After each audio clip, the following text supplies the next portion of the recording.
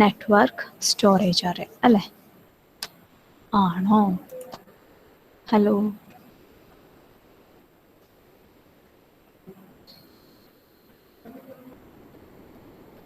Respond ചെയ്യപ്പാ.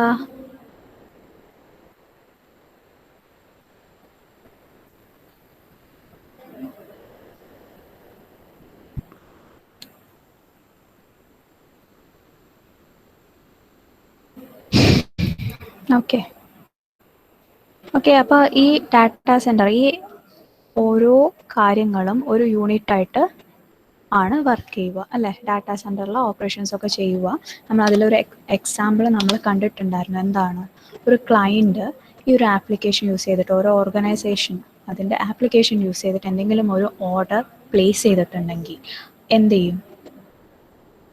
നമ്മുടെ ആ ഒരു പർട്ടിക്കുലർ ഓർഡറിനെ പ്രോസസ്സ് ചെയ്യും അല്ലേ? ആ ഒരു ഓർഡർ ഫുൾഫിൽ ചെയ്യാൻ നോക്കും അല്ലേ?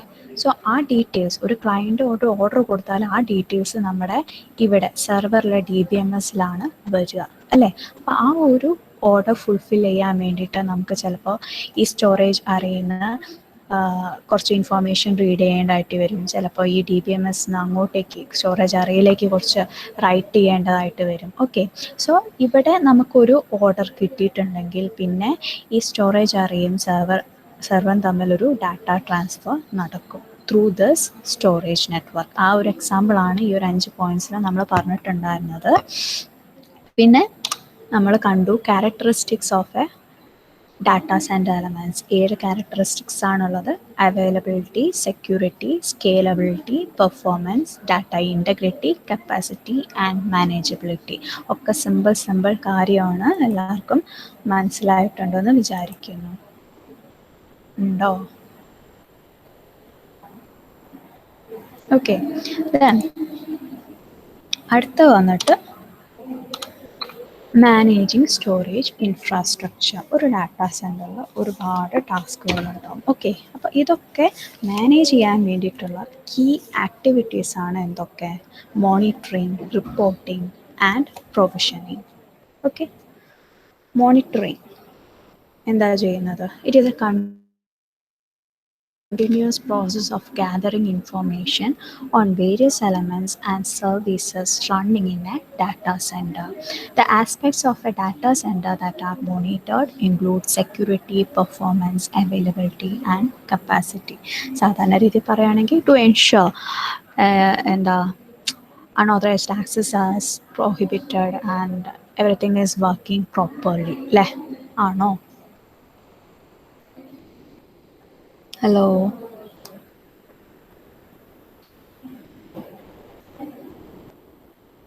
ഓക്കെ. ദെൻ റിപ്പോർട്ടിംഗ് എന്താ ചെയ്യുന്നത്? നമ്മൾ ഈ മോണിറ്ററിങ്ങിൻ്റെ ബേസിസിൽ പീരിയോഡിക്കലി റിപ്പോർട്ട് ചെയ്യണം. It is done periodically on resource performance, capacity and utilization. Reporting task help to establish business justification and chargeback of cost associated with data center operation. Okay. പിന്നെ provisioning എന്താ പറയുന്നത്? Provisioning process of providing the hardware, software and other resources required to run a data center.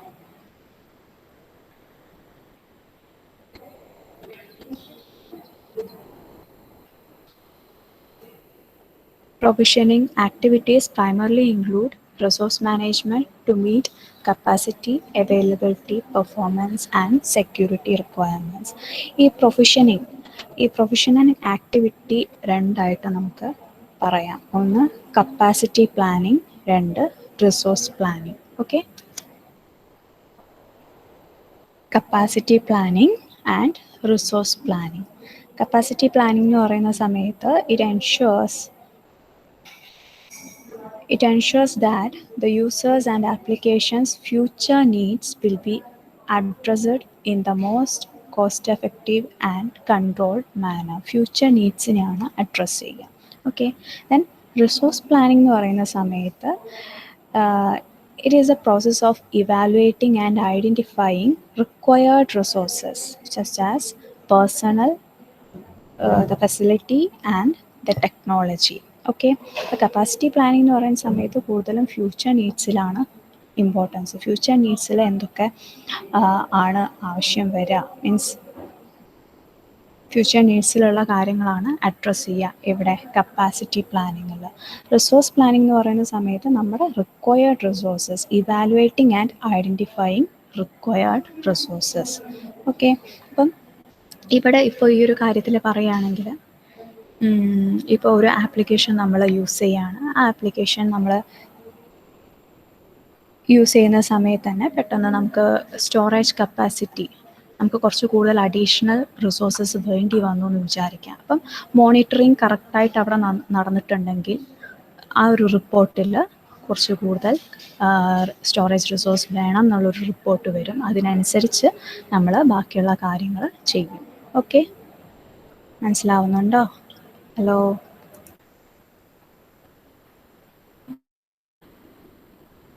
Okay. ഇനി അടുത്ത topic, key challenges in managing information. അപ്പം 3 points ആണുള്ളത്. Exploring digital universe, increasing dependency on information, changing value of information. Okay, exploring digital universe ഈ മൊഡ്യൂളിൻ്റെ തുടക്കം മുതൽ പറയുന്നതാണ്. The rate of information growth is increasing exponentially. Digital data use ചെയ്തതിന് ശേഷം നമ്മൾ കൂടുതൽ information place an important role in our day to day life അല്ലേ. അതുപോലെ തന്നെ നമ്മൾ ഹൈ അവൈലബിലിറ്റിക്ക് വേണ്ടിയിട്ട് ഡ്യൂപ്ലിക്കേഷൻ ഓഫ് ഡാറ്റ റിപ്ലിക്കേഷൻ അടക്കം നമ്മൾ ചെയ്യുന്നുണ്ട്. So it is a challenge in managing information. Second one, increasing dependency on information. The strategic use of information plays an important role in determining the success of a business and provides competitive advantages in the marketplace. Already discussed the കാര്യം തന്നെയാണ്. And the third one, changing value of information. Information that is valuable today may become less important tomorrow. The value of information often changes over time. Okay, നമ്മൾ പറഞ്ഞു data is A fact അല്ലേ. ഓരോ ഡാറ്റയ്ക്കും value ഉണ്ട്. Okay, ഒരു newly created data ആണെങ്കിൽ it possesses highest value and we frequently use that data. പക്ഷേ as time goes its value decreases അല്ലേ, അങ്ങനെയല്ലേ, ആണോ? ഓക്കെ, അപ്പം ശരിക്ക് ഈ ചേഞ്ചിങ് വാല്യൂ ഓഫ് ഇൻഫോർമേഷൻ എന്ന് പറയുന്നത് നമ്മുടെ നെക്സ്റ്റ് ടോപ്പിക്കാണ്. ശരിക്ക് ഇൻഫോർമേഷൻ ലൈഫ് സൈക്കിൾ. ഓക്കെ, അപ്പം ഇതുവരെ പറഞ്ഞതൊക്കെ എന്തിൽ പെടുന്നതാണ്? Data centre infrastructure. ഓക്കെ, കുറച്ച് ഇമ്പോർട്ടൻ്റ് ആയിട്ടുള്ള ടോപ്പിക്കാണ്, ക്വസ്റ്റ്യൻ ചോദിക്കാം. ഓക്കെ, അതുപോലെ തന്നെ എവല്യൂഷൻ ഓഫ് സ്റ്റോറേജ് ആർക്കിടെക്ചറും ഇമ്പോർട്ടൻ്റ് തന്നെയാണ്. ഓക്കെ, അപ്പോൾ ഡാറ്റ സെൻറ്റർ ഇൻഫ്രാസ്ട്രക്ചർ എങ്ങനെ വേണേലും ചോദിക്കാം. ഓക്കെ, അപ്പം ഡാറ്റ സെൻറ്റർ ഇൻഫ്രാസ്ട്രക്ചറിനെ കുറിച്ച് പറയുകയാണെങ്കിൽ ഫസ്റ്റ് ഒന്ന് ഡാറ്റ സെൻറ്റർ എന്താണെന്ന് പറയുകയാണെങ്കിൽ നല്ലത്. Data centre house or store and manage huge amount of data എന്നുള്ള പറയുകയാണെങ്കിൽ നല്ലത്. പിന്നെ അതിൻ്റെ core elements, application, DBMS, server and OS, then network, storage array. ഈ 5 പോയിൻറ്റ്സ് വിത്ത് ഡെഫിനിഷൻ പറയാൻ ശ്രമിക്കുക. ഓക്കെ, ദെൻ ക്വസ്റ്റ്യനിൽ ഡിഫൈൻ അല്ലെങ്കിൽ explain data centre infrastructure with example എന്നാണെങ്കിൽ ആ എക്സാമ്പിൾ ആ തന്നേക്കുന്ന ഫിഗർ അടക്കം ജസ്റ്റ് ആ ഒരു 5 പോയിൻറ്റ്സും കൂടി എഴുതാൻ ശ്രമിക്കുക. ഓക്കെ, പിന്നെ ക്യാരക്ടറിസ്റ്റിക്സ് ചോദിക്കാം, ചലഞ്ചസ് ചോദിക്കാം, ഹൗ ടു മാനേജ് ചോദിക്കാം. ഓക്കെ, അപ്പോൾ ഡാറ്റ സെൻറ്ററിൽ വരുന്ന ഈ കാര്യങ്ങളൊക്കെ അറിഞ്ഞിരിക്കാം. ഓക്കെ, എന്തെങ്കിലും ഡൗട്ടുണ്ടോ?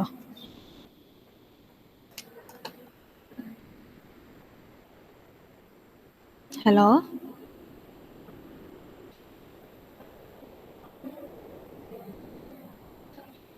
കേൾക്കുന്നില്ലേ? എന്തെങ്കിലും ഡൗട്ടുണ്ടോ ഒന്ന് റെസ്പോണ്ട് ചെയ്യൂ. ഓക്കെ, ഇനി നെക്സ്റ്റ് ഇൻഫോർമേഷൻ ലൈഫ് സൈക്കിൾ. നേരത്തെ നമ്മൾ കണ്ട അതേ പോയിൻ്റാണ്.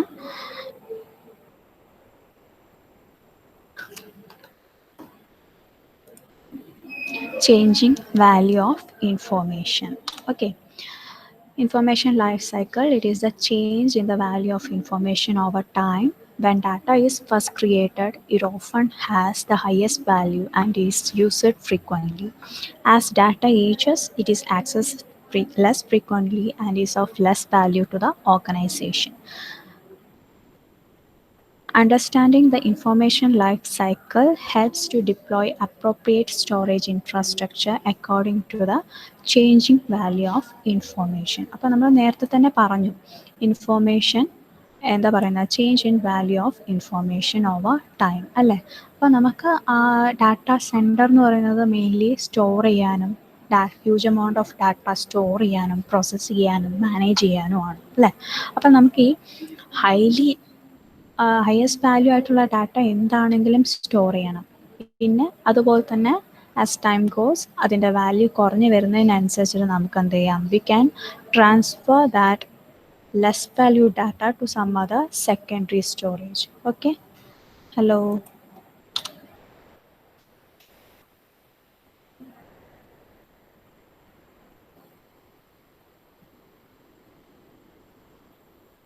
ചെയ്തൂടെ? നമുക്ക് വാല്യൂ കുറഞ്ഞ് വരുന്നതിനനുസരിച്ചിട്ട് ആ ഡാറ്റ സെൻറ്ററിൽ തന്നെ ഒരു സെക്കൻഡറി സ്റ്റോറേജിലേക്ക് മാറ്റിക്കൂടെ? ഹലോ.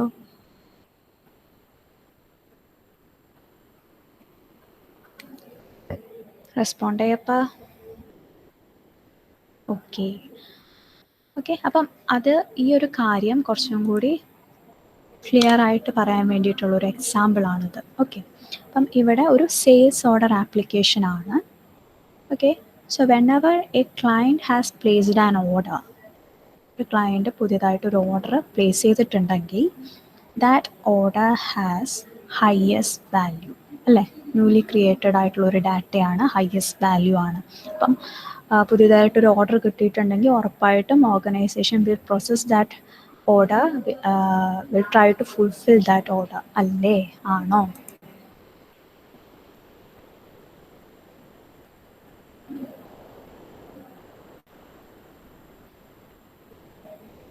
ആണോ?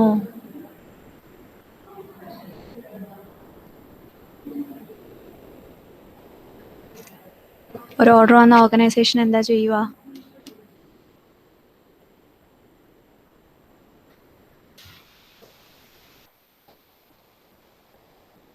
ഇൻഫോർമേഷൻ ലൈഫ് സൈക്കിൾ, അതിൻ്റെ കൺസെപ്റ്റ് ക്ലിയർ ആവാൻ വേണ്ടിയിട്ടുള്ളൊരു എക്സാമ്പിളാണ് ഇത്. ഓർഡർ ഫുൾഫിൽ ചെയ്യാൻ നോക്കും. ഓക്കെ, അപ്പം ആ ഓർഡറിനെ നമ്മൾ പ്രോസസ്സ് ചെയ്യും, ദെൻ ഡെലിവർ ചെയ്യും അല്ലേ. ഓർഡർ വരുമ്പോൾ തന്നെ കസ്റ്റമേഴ്സിൻ്റെ ഡീറ്റെയിൽസൊക്കെ നമ്മുടെ കയ്യിലുണ്ട്, അതിനെ പ്രോസസ്സ് ചെയ്യും, ഫുൾഫിൽ ചെയ്യും, ആണോ? ഡെലിവർ ചെയ്യും, ശരിയല്ലേ?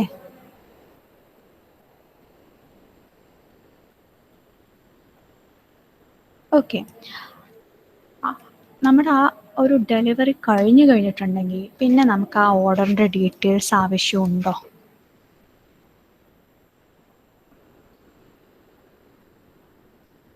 ക്ലയൻറ്റിൻ്റെ ഭാഗത്ത് നിന്ന് ഒരു ഓർഡർ കിട്ടി, നമ്മൾ ആ ഓർഡർ പ്രോസസ്സ് ചെയ്തു, അത് കൊണ്ടുപോയി കൊടുക്കുകയും ചെയ്തു, ഡെലിവറി കഴിഞ്ഞു. പിന്നെ ആ ക്ലയൻറ്റിൻ്റെ ഡീറ്റെയിൽസ്, ഓർഡർ ഡീറ്റെയിൽസ് ഒക്കെ നമുക്ക് ആവശ്യമുണ്ടോ?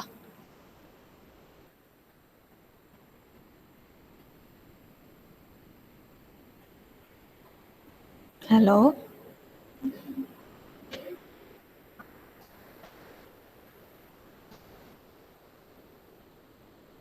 ലോക്സ് ആക്കി വെക്കാം, പക്ഷേ അതിൻ്റെ ആ ഒരു ഓർഡർ വന്ന സമയത്ത് ഉള്ളതും ഇപ്പോൾ ഡെലിവറി കഴിഞ്ഞ സമയത്തുള്ളതും കൂടി നോക്കിയാൽ അതിൻ്റെ വാല്യൂവിന് എന്ത് പറ്റി?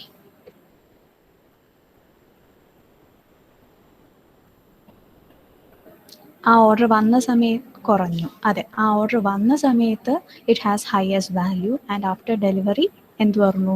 അതിൻ്റെ വാല്യൂ കുറഞ്ഞു. അത്ര ഇമ്പോർട്ടൻ്റ് അല്ലാത്തൊരു ഡാറ്റയായിട്ട് മാറി അല്ലേ. എപ്പോഴേ ഇമ്പോർട്ടൻസ് വരുള്ളൂ ഇനി എന്തെങ്കിലും വാറൻറ്റി ക്ലെയിമോ അല്ലെങ്കിൽ കസ്റ്റമറുടെ സൈഡിൽ നിന്ന് എന്തെങ്കിലും ഒരു കംപ്ലൈൻറ്റോ വന്നാൽ മാത്രമേ അത് വീണ്ടും ഇമ്പോർട്ടൻ്റ് ആവുള്ളൂ അല്ലേ, ശരിയല്ലേ? ഹലോ. ഓക്കെ, അപ്പോൾ നമുക്ക് എന്ത് ചെയ്യാം, നമുക്ക് ആ ഡാറ്റ വേണം. അതായത് നമുക്ക് എന്തെങ്കിലും കംപ്ലൈൻറ്റ് വരുമോ അല്ലെങ്കിൽ വാറണ്ടി ഇഷ്യൂസ് വരുമോ ചെയ്യുകയാണെങ്കിൽ ആ ഡാറ്റ വേണം. ബട്ട് നമുക്ക് അത്ര ഹയസ്റ്റ് വാല്യൂ ആയിട്ടുള്ളൊരു ഡാറ്റ അല്ല. അപ്പോൾ നമുക്ക് എന്ത് ചെയ്യാം, it can be transfer to some other secondary storage അല്ലേ? ആണോ? ഓക്കെ. പിന്നെ നമ്മുടെ ഈ വാറണ്ടി പീരീഡൊക്കെ കഴിഞ്ഞെങ്കിൽ പിന്നെ നമുക്ക് എന്ത് ചെയ്യാം, പിന്നെയും ആ ഡാറ്റ നമ്മളിങ്ങനെ സ്റ്റോർ ചെയ്യേണ്ട ആവശ്യമുണ്ടോ? വേണ്ട. നമുക്ക് എന്ത് ചെയ്യാം, ആ ഡാറ്റനെ എടുത്തങ്ങ് കളയാം അല്ലേ? ഒരു പർട്ടിക്കുലർ പീരീഡ് വരെ നമ്മളത് സ്റ്റോർ ചെയ്യും, പിന്നെ അതിനെ കളയും. അതായത് നമുക്ക് റിലവൻറ്റ് ഡാറ്റാസ് മാത്രമേ നമ്മൾ എന്ത് ചെയ്യുന്നുള്ളൂ, ഡാറ്റാ സെൻറ്ററിൽ സ്റ്റോർ ചെയ്യുന്നുള്ളൂ. We are not storing all the available information. Okay, clear ആയോ?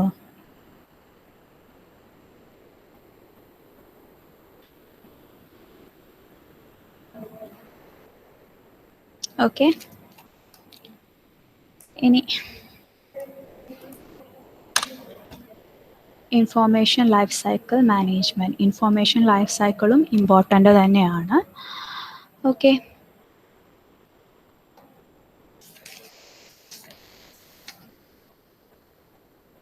അപ്പോൾ അതിന് മുന്നേ ഒന്ന് അറ്റൻഡൻസ് എടുക്കട്ടെ കേട്ടോ. Abhilash,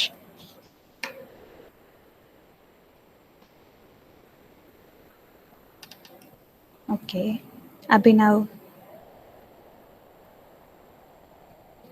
Abhinav, okay. Unsub,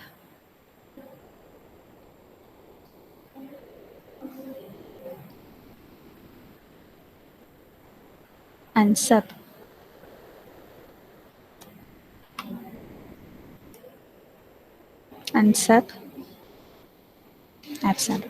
Anusree, okay. Arjun, okay. Ashwin, Atul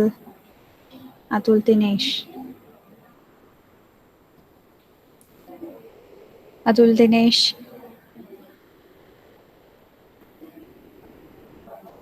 absent. ഫബിന,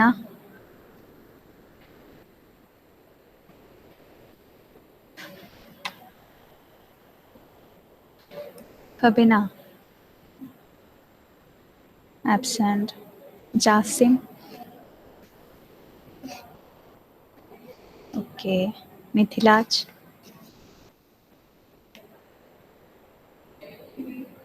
ഫബിന എവിടെയായിരുന്നു? Range problem. ആ,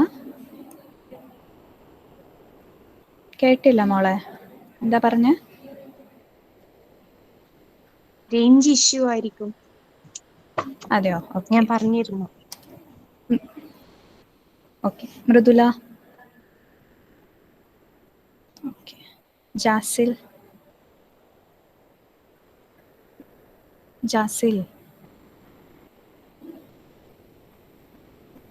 absent.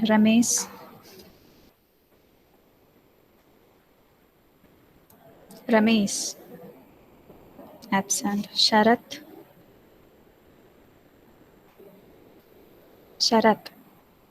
Absent. Sarga, okay. Shabna, Saurabh, Sreeraj, Subin,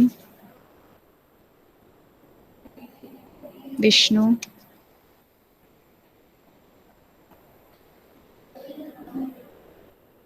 അജർ present ഞാൻ കണ്ടു, അതുകൊണ്ടാണ് വിളിക്കാൻ കേട്ടോ. അശ്വതി, ദിദിന, ഹരിത, അമൽ,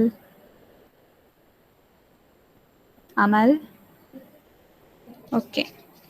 അൻസബ്, അതുൽ ദിനേശ്, രമേശ്, ശരത്, അമൽ. ഓക്കെ. അപ്പം ശരിക്കും പറഞ്ഞാൽ നിങ്ങൾക്ക് ഈ മൊഡ്യൂൾ 1, മൊഡ്യൂൾ 2 സിമ്പിളാണ് കേട്ടോ. പെട്ടെന്ന് മാർക്ക് സ്കോർ ചെയ്യാൻ പറ്റുന്ന പോലെയാണ് മൊഡ്യൂൾ 1, മൊഡ്യൂൾ 2 ഉള്ളത്. ഒക്കെ സിമ്പിൾ കാര്യങ്ങളാണ്, തിയറിയാണ്. രമേശ് എവിടെയായിരുന്നു?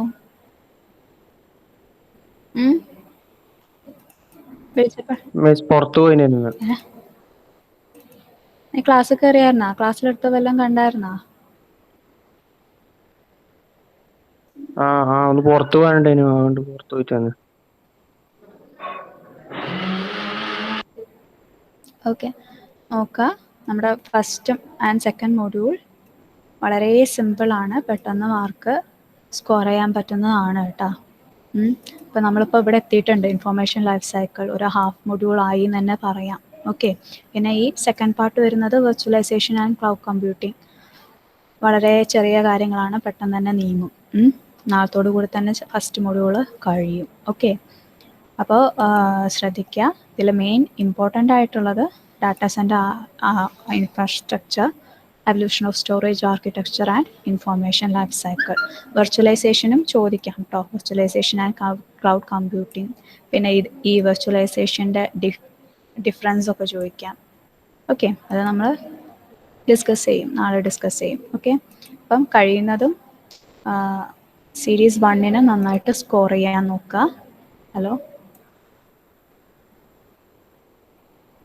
ഓക്കെ, പെട്ടെന്ന് സ്കോർ ചെയ്യാൻ പറ്റും ഫസ്റ്റ് ആൻഡ് സെക്കൻഡ് മൊഡ്യൂളിൽ. ഓക്കെ, തേർഡും ഫോർത്തൊക്കെ വരുന്ന സമയത്ത് കുറച്ചും കൂടി ചെറിയൊരു ഇത്ര എളുപ്പമില്ല. നിങ്ങൾ IPv4 അതിൻ്റെ ഹെഡർ ഫോമാറ്റൊക്കെ പഠിക്കുന്ന പോലത്തെ കുറച്ച് കാര്യങ്ങളൊക്കെ വരും തേർഡിലും ഫോർത്തിലും. ഈ സാൻ നാസ് അതിൻ്റെ ഒക്കെ IP സാൻഡ് ഒക്കെ format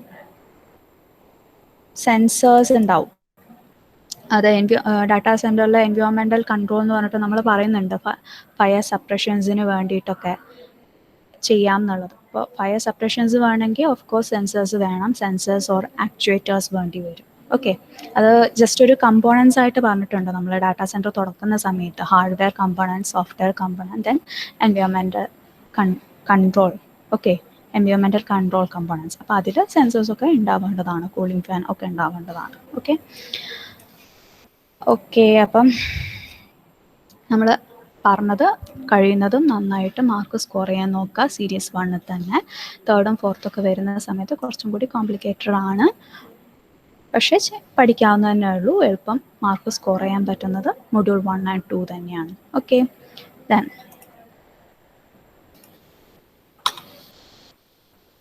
information life cycle management.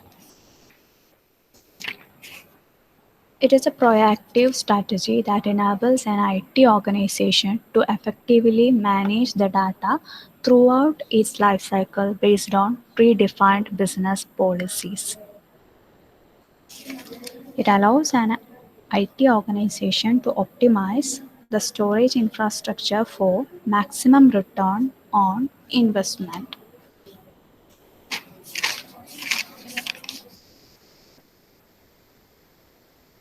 Okay.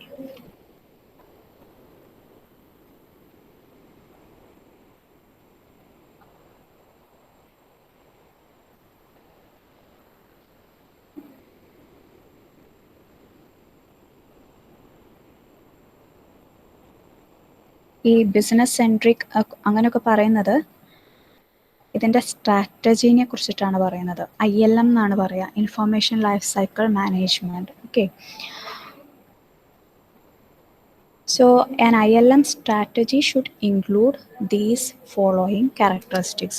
ഈ 5 കാര്യങ്ങൾ.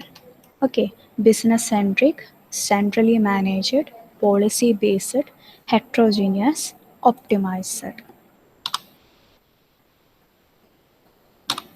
Okay, business centric means it should be integrated with key processes, applications, and initiatives of the business to meet both current and future growth in information.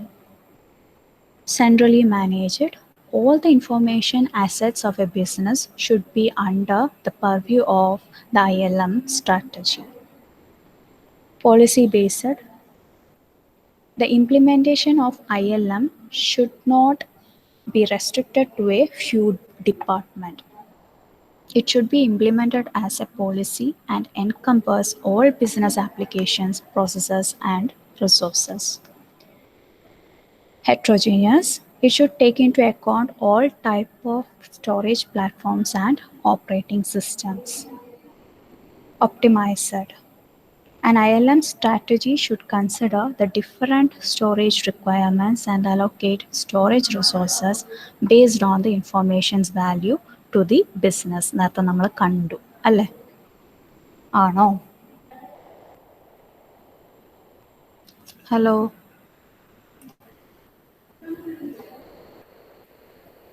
എടാ ഈ points മനസ്സിലായില്ലേ? ചെറിയ simple points അല്ലേ, വെറുതെ explain ചെയ്യണ്ടല്ലോ എന്ന് വിചാരിച്ചിട്ടാണ് പറഞ്ഞു പോയത്. ഒന്ന് കമൻറ്റ് ചെയ്തേ, റെസ്പോണ്ട് ചെയ്തേ.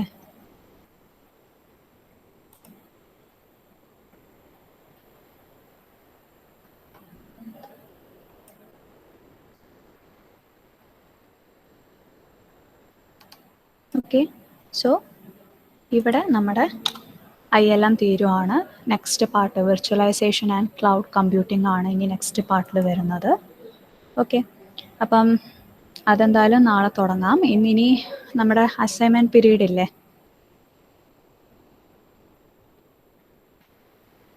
ഉണ്ടോ? 12:20 to 1.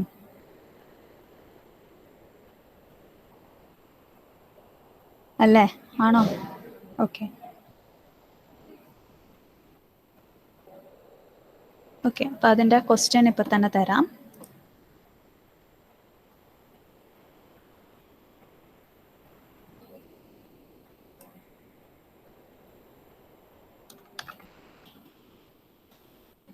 Spain data center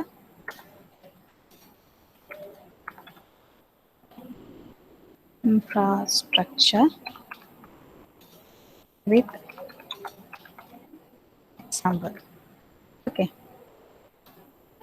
ഒരു 9 മാർക്കിൻ്റെ ക്വസ്റ്റ്യൻ ആണെന്ന് വിചാരിച്ചു. എന്തൊക്കെ എഴുതേണ്ടി വരും? എന്തൊക്കെ എഴുതേണ്ടി വരും?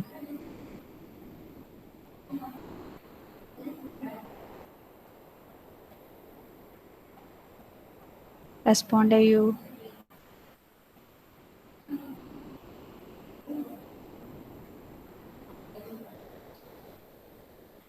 എന്തൊക്കെ എഴുതേണ്ടി വരും? Data centre infrastructure with example.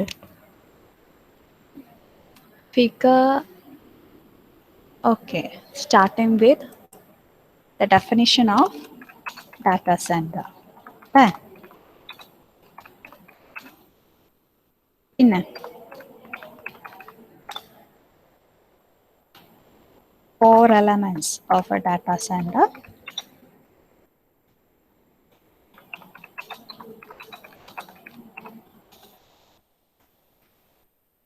Okay, ആ core elements with the definition ആയിരിക്കണം കേട്ടോ.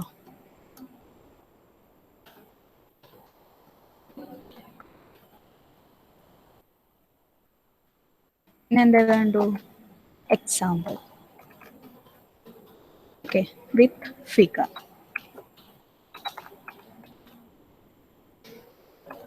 ഓക്കെ, ഇപ്പോൾ ഡെഫിനിഷൻ ഓഫ് ഡാറ്റാ സെൻറ്റർ ഒരു 1 മാർക്കിൻ്റെ കാര്യമുള്ളൂ.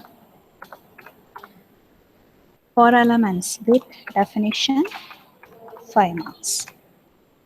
Explanation with figure ഒരു 3 marks.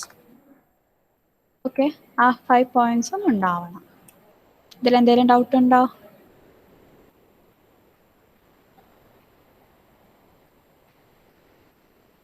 ഓക്കെ, കിട്ടിയില്ലേ? ഇപ്പോൾ ഒരു 9 മാർക്കിന് ചോദിക്കുകയാണെങ്കിൽ എന്തൊക്കെ വേണം എന്നുള്ളത് കിട്ടിയില്ലേ? ഓക്കെ, അപ്പം അതിനനുസരിച്ച് പഠിക്കുക, അതിനനുസരിച്ചിട്ട് എഴുതുക. ഓക്കെ, ഇനി ഈ ഫസ്റ്റ് പാർട്ട് കഴിഞ്ഞ് ഇതെപ്പോൾ സബ്മിറ്റ് ചെയ്യേണ്ട? ഈ വീക്കെൻഡിലായിട്ട് ലാസ്റ്റ് ഡേറ്റ് വരുള്ളൂ കേട്ടോ. സാറ്റർഡേ ലാസ്റ്റ് ഡേറ്റ് ആയിട്ട് ഇഷ്യൂ ചെയ്യാം. അപ്പോൾ കുഴപ്പമുണ്ടാവില്ലല്ലോ. അപ്പോരെ? ഓക്കെ, അപ്പം എഴുതുന്ന സമയത്ത് വെറുതെ ചുമ്മാ എഴുതാതെ പഠിച്ചിട്ട് എഴുതാം. ഓക്കെ, എക്സാമിന് ചോദിക്കുകയാണെങ്കിൽ എങ്ങനെ എഴുതണം എന്നുള്ളത് അത് രീതിയിൽ എഴുതുക. തിയറി പേപ്പറാണ്. എപ്പോഴും പിള്ളേർ ടൈം കിട്ടിയില്ല എന്ന് പറഞ്ഞിട്ട് കംപ്ലൈൻറ്റ് പറയാറുള്ള ഒരു പേപ്പറാണ് കേട്ടോ. ഓക്കെ, അപ്പോൾ